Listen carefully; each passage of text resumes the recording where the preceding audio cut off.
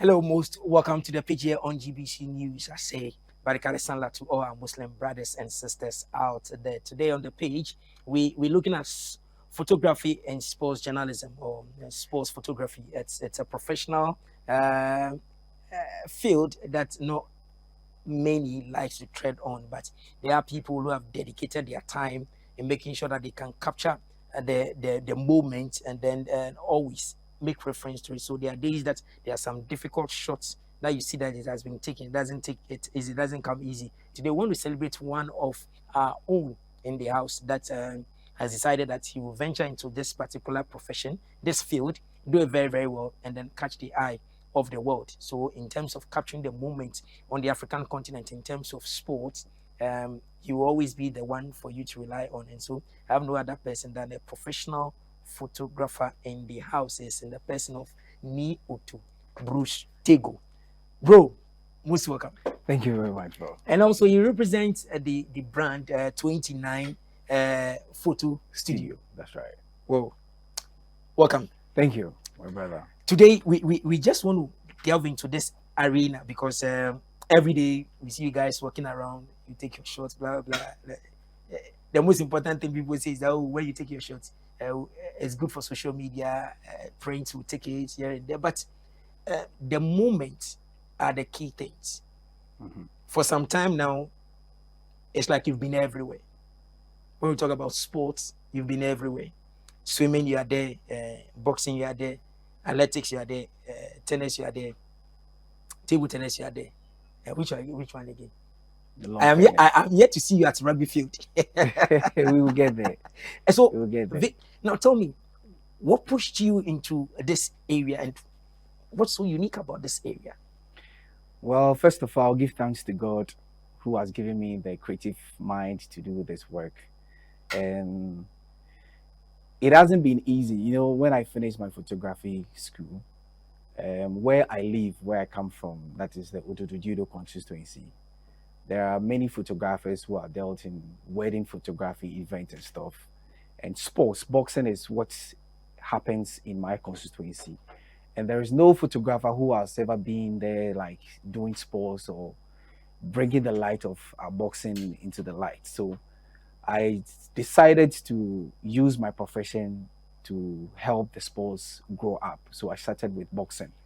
And I'll give thanks to Alex Ntiama, who is the CEO of the Box Office Promotion Sports, who I started working with. And with him, we did a lot of work. And many people became interested in my work. And the brand name 29 became a household name in my constituency. So that is where I started from. And when I started, you know, sports in Ghana doesn't really pay. So it is a sacrificial job to do, to say it. So though I needed money to buy gears and stuff like that, but people too are interested in the work that I do. So I was like, should I stay in or I should go and do the event wedding that would give me money? But you see, when you look at the wedding photographers and event photographers, there are a lot in the system. Sports is not much. So an advice came from a friend who asked me to focus on the sports that I'm doing. That is a great thing that I have taken on myself. So I sacrificed myself to stay in the sports. That is where I started. Boxing was the main thing, and boxing is what brought me to the light. And I'd wanted to do other sports because I got to a point that I was believing in my creativity that I can also extend to other disciplines. My niece, who is a tennis player, Otoe Bruce Tagoe, so I decided to follow her wherever she goes to play tennis. And I started from there as well. When I went there, to all things being so good, thanks to God, things were picking up. The players were liking my photos and all that. And I said, oh, if this is what is happening, then I think I can use my profession to help the sports in Ghana. So that is how I have stick to sports photography, though sports doesn't pay, sports doesn't give you any money at all. But it's been a nice journey. It's been a nice journey. Just last week I came from Kenya, the Billie Jean King Cup Africa that was hosted in Kenya. When my niece came to tell me that she's embarking on this journey, I said, no, I'll go with you. Maybe this will be another opportunity for me. So I financed myself and I went there to cover the event, and God being so good, everything went successfully. And the way I was welcomed by the Kenyans, the tournament director, Mama Wanju, and the rest. I mean, I was so impressed by their welcome and all that. And I did a great job. I did a great job. Everybody was happy with what I did. And that is it. That is it. That is it. Great. So viewers, on your screens, you see we've partitioned the screen, and so you've seen some of the pictures. All these pictures were taken by the gentleman sitting here, Nii Otoe Bruce Tagoe, and he happens to represent the brand 29 Photo Studio. So if by chance you're out there and then you need somebody who really come in and give you that memorable moment that you always cherish and linger on, then this gentleman is here. You can look for him. Let's look at the years gone so far. How many years has it taken you to really build that confidence that, okay, I'll stay with this? Because, for instance, that discipline called boxing that you say you started with, it's one of the difficult environments to be in. Organization sometimes becomes very, very murky. You go there, they tell you events start at 7, then the events will start at 9, 10. You have to stay there till dawn. You finished, then there at the end of the day, everybody say, thank you very much, go. So how are you able to do it? Because any day I happen to be at the arena or wherever there is a boxing event, everybody finishes and everybody says bye-bye. So how did you build that thing that has kept you moving to now? Well, you know, in every profession, you have to have a passion to do it. If you don't have a passion to do it, I think you will start and you end up in the road. I love sports, especially boxing, because when we were growing up, my father loved boxing. And anytime Azman Nelson is coming to fight, he will wake it up around 3 a.m., 4 a.m. to glue by the telly to watch Azman Nelson box. So I developed the love for boxing when I was growing up. So when I finished my photography, and there was nothing like a photographer who is purely into that boxing area. So I said, no, let me do it because I have the love for the boxing. And you know, boxing is a very, very creative sport. I mean, you have to get those moments that you will see in a flash that you will not see again. With the photographers, you have to make sure you get it to capture the memory. You understand? It's not easy to get it. When I started, it was very difficult for me to get it, but gradual process, learning process. I have to learn, I have to go online, I have to do online courses on boxing photography, which brought the creative in me, which gave me the edge to fight on. And I started with a very standard camera, which cannot capture those moments. I mean, the burst speed wasn't that high. Very soon you see that picture. He has some amazing cameras. Yes, I know they are upgrades that as we speak, going for it, you'll be blessed by God to get you more for the advanced ones. But even this one is giving us that moment. So it's all about timing. Yes, it's all about timing. To get those moments, you have to know your boxer. You have to know at the rate he threw the punches, at what time he threw. You have to study the boxer. You always have to be at their training camp. You have to be with the boxer. You know, when there is a fight, they train. So if you want to get those moments, you have to be with the boxer. You have to study the boxer and know the boxer when he's going to throw the punches, and not that when he throw the punches that you get the moment. It starts from somewhere and finish at a point. So it doesn't come easy, but if you learn, you gradual process, you will get it. And so if you look at this whole thing, yes, you touched on camera, you've touched on how resources don't come in handy. So How do you move around? Everything is costly now. How do you move around? And I know cameras become 40, yeah, because I'm in the industry, so I understand. Um, how do you get resources to do all these things? Um, Okay, let me put it. Do you charge people? Let's say sportsmen are there because there are days you even need accreditation for some events. mm-hmm. So when you go and struggle to get your accreditation and you go and take the memorable moments, do you sell the pictures? What do you do? Because sometimes people don't know you around till you finish and you start spreading the picture. And people say, "Oh, I like my picture." How do you do? So how do you get money to do all these things, and how does the money come? You know, when you look at our boxing industry, there is no money. When I started, I wanted to charge, but when you charge, I mean, they will tell you they don't have money to pay. And also, I wanted people to know my work and myself, what I do. So you have to sacrifice yourself. So I don't charge people. I have bought the camera expensive, yes, but I have to make money out of what I'm doing. But before you start making money, you have to stay in the system for a while. People have to know you. You don't just wake up to come and say you are charging this amount that they don't know your work. But I have to establish my work I have to invest the work in the people. So I don't charge them. Some of the promoters, when they finish, they will give you something, though it is not that much. But I mean, it is nice to appreciate the little that you get, and that alone will push you to do more. So, luckily for me, Alex Ntiamwa, who happens to be my friend, I don't struggle to get my accreditation, and I took it like he's helping me, and I'm also helping him because he's making people to know me and So what you I say do. you and Alex, you do pro bono.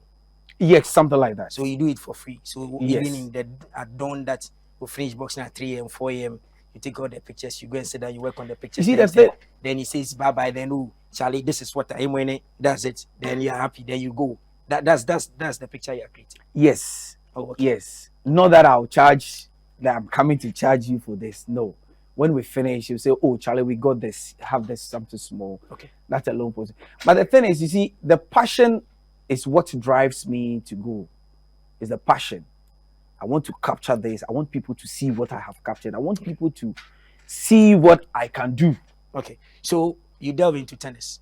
I Yeah. know now the love more is for tennis. Yes, you said, oh, your sister or your niece or My niece. your niece, Yvonne, one of the finest female tennis players we have in the country, Mhm. KNUST's finest. That's right. They love her so much.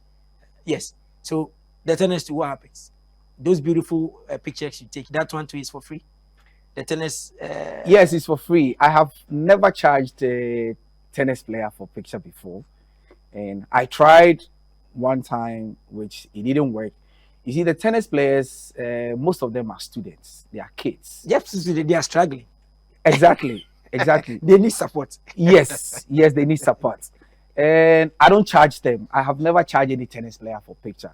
You see, I feel so good when people appreciate my work. I feel so good, and I feel one day I will reap what I'm sowing. I believe this is a seed that I have put in the ground that I am watering, and one day it will grow and will yield results. So for now, I see it to be like a startup, getting there small, gradually. So what's the relationship between you and the Ghana leadership of the Ghana Tennis Federation? Are they really aware of this your project? Have they really contacted you in any of their events that do it for me? Blah blah blah. Well, I don't have any relationship with the federation yet. I go to their events, I cover. I don't know whether they see my work or not, but my main focus is on the players. But it is the players that will make people aware of you. I don't have any relationship. Even for us to go to the Kenya, I had no relation. It was my niece Yvonne who prompted me that they are going to Kenya, but will I be able to go with her so she can get pictures? I said yes, I will. I will look out for fans and travel with her. So in terms of, I know, for instance, the Billie Jean thing. If you're going in the name of a country, you need to get accreditation, one or let's say a cover letter, something from the federation or from officials in Ghana that you are going out there to do it? You didn't Yes, get anything. yes. When Yvonne told me that there's an event in Kenya, I have to go on the online and research about the event. So I contacted the ITF. I sent an email to them, and they gave me a link to register and apply for accreditation. So that is where I got my accreditation from. Lo and behold, when I applied, I was a bit shaky. That, I mean, nobody knows me in tennis. Will they approve my accreditation? But lo and behold, my accreditation was approved, and that's gave me the edge. And I told her that we are going, so now I have to look for funds. So I got the funds, and we got our tickets, and I got there, and that was it. Even when we got to Kenya, I felt like I'm a Kenyan because the organization body welcomed me as if they know me already. And I give thanks to God. I mean, first time traveling to Kenya to cover this big event, I was like, wow, my accreditation was approved. I was easy to get my funds to go to Kenya and all that. But I met someone during their training in Ghana. I met the coordinator, Cedric, who happens also to be very nice with me, who gave me some advice, what I need to do and all that. So I would say I also give thanks to Cedric for the heads up he gave me and all that. And that was it. Okay, so now when you got to Kenya, were you identified as a Ghanaian tennis professional photographer or an individual Ghanaian photographer who decided to follow the team by himself, or they classified you in the Ghana team that went? When we got to Kenya, I was asked whether I'm the photographer for the Ghana team, and I said no because Ghana team has his photographer. So I told them I came alone. I'm an individual freelance photographer. That is how they saw me. Oh, okay. They accepted me. Yeah. And now, will you be happy, or will you say it as a blessing if, as you speak, you leave the studios and then the Ghana Tennis Federation leadership includes you in the photo department? Let's say one of the photographers that will often accompany the team to travel. Will it be a blessing in disguise? Will it be okay, or you feel that okay, I prefer being a freelancer? Let me just go and then have my flexibility and do my stuff. Well, it will be a plus because it doesn't come easy for somebody to recognize what you are doing and they appreciate it. So it will be a plus. I will say I'll be ever ready to work with any discipline, any sports discipline, because now I classify myself as a sports photographer, and that is what I'm doing. So if any discipline want my service, why not? Okay. So viewers, this is the gentleman. The gentleman sitting here we are talking about. These are some of the pictures. You see him holding these cameras. These cameras, behind the scenes, he's hoping that you get an advanced one. So if you're out there and you also understand the work of photo journalism, and you have any support out there, you want to link him up, just look for him on social media. He's everywhere. 29 photo studios. He is everywhere. When you go there, you get his details and everything and get in touch with him. So you see his pictures. He carries the camera as if it's no one's baby. But some of us, we've seen other people having far advanced and more technique. Yes. So you see him, you carry it and always wear a smile. Even when the sun is shining, you see him there and picking that memorable moment and stuff like that. So we're talking about this gentleman in the studio, Nii Otoe Bruce Tagoe. We're checking out from the studio. Yes, there's not so many sports photographers in the system, but there are some in the system. I guess you know them. The last I remember, they were even trying to form an association of, because look, most of the newspapers sometimes they pick these photos that you and your colleagues do put out there, because there's no even if there's watermark, sometimes they contact you guys or whatever. You give them that moment for their online, their newspapers and everything. What is this one thing that you tell sports administrators, sportsmen and women, and even journalists about this your work?